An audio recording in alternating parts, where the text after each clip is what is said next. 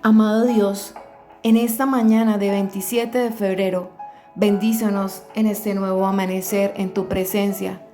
Pero de la misma manera, Señor, te pedimos para que nos perdones por siempre, por esos orgullo, por esas rivalidades, que muchas veces nosotros nos sentimos que nuestra necesidad es superior a las demás, como si fuera la más importante, Señor, colocando mis deseos en primer lugar, mi petición como la más urgente y por considerarme como el que tiene menos culpa cuando fallamos. Perdónanos, Señor, y gracias porque has tenido misericordia hasta el día de hoy. En el nombre de Jesús. Amén.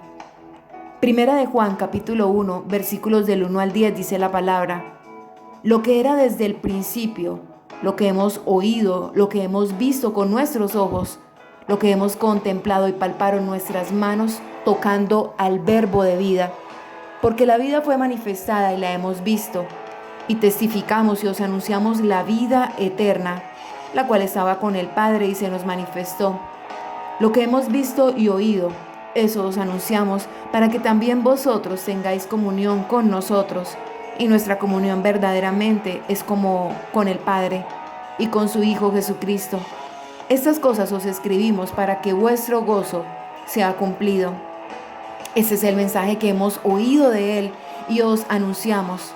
Dios es luz y no hay ninguna tiniebla en Él. En el versículo 6 nos dice: si decimos que tenemos comunión con Él y andamos en tinieblas, mentimos y no practicamos la verdad.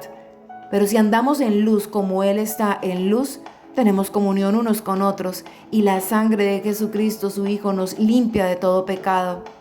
Si decimos que no tenemos pecado, nos engañamos a nosotros mismos, y la verdad no está en nosotros. Si confesamos nuestros pecados, Él es fiel y justo para perdonar nuestros pecados y limpiarnos de toda maldad. Si decimos que no hemos pecado, le hacemos a Él mentiroso, y su palabra no está en nosotros. Mira, mucha gente tiene la falsa creencia de que el perdón de Dios será otorgado a ellos por algo que dicen o hacen, y esto está lejos de la verdad.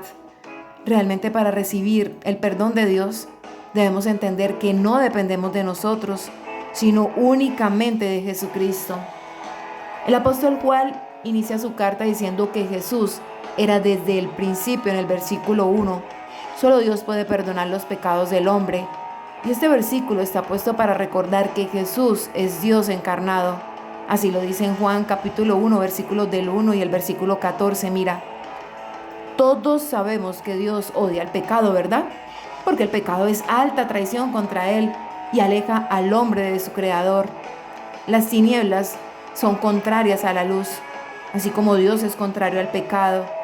No vivimos una vida de verdad cuando decimos que somos discípulos de Jesús y andamos aún en pecado. Si bien es cierto que cuando pecamos después de poner nuestra confianza en Jesús, ese pecado no quita el perdón y la justificación que hemos recibido de Dios. Pero al continuar una práctica de pecado, es contraria a la vida abundante de Cristo. Conforme caminamos con Cristo, la luz es más evidente y ella manifiesta las cosas que necesitamos cambiar. El pecado es más visible cuando hemos decidido seguir a Cristo que cuando estábamos en el mundo sin Él.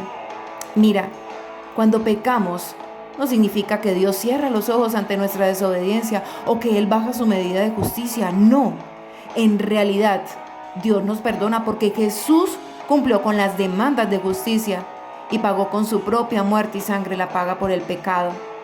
Así que Dios es el justo y el que justifica al que es de la fe de Jesús.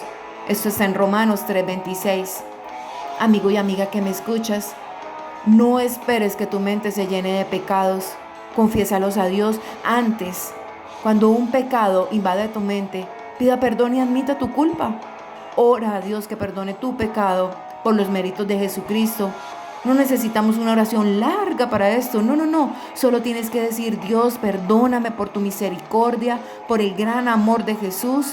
Seguimos, Señor, queriendo tener una comunión íntima y estrecha con nuestro Padre.